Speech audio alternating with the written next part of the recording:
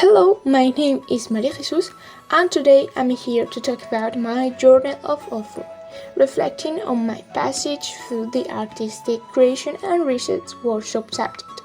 It was a big effort to try to represent through an object all the activities, feelings, techniques, and research, so I chose a live and spontaneous performance where I would explain my creative process as a summary of everything in this subject. The candles are meant to represent my brain hemispheres, but they are also the artistic knowledge that precedes the subject.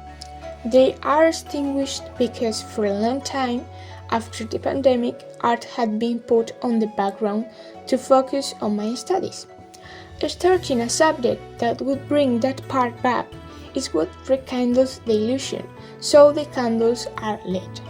They have remained lit throughout the whole term, swaying in the wind and making me want to use those hours of drawing homework as therapy for the rest of the subjects, wanting to improve as an artist and above all to understand the imperfect art.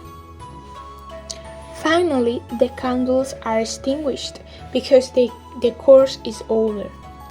The hopes are blown away with the smoke, and the wax dries with every second that passes. Taking advantage of the time left, I still took the opportunity to make one more drawing, with the liquid wax letting it to fall to the paper in a totally fluid way, letting everything I have been learning during the course be reflected without the need to study it previously, as I only had one opportunity to spread the wax.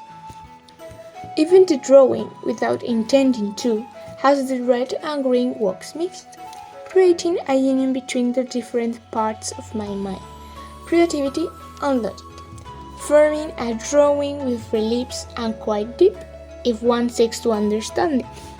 Finally, the camera ends up focusing on the candles, extinguished and solidified, signaling the end of a journey that is intended to be undertaken again, as the creative process can be rekindled with many more experiences throughout my life.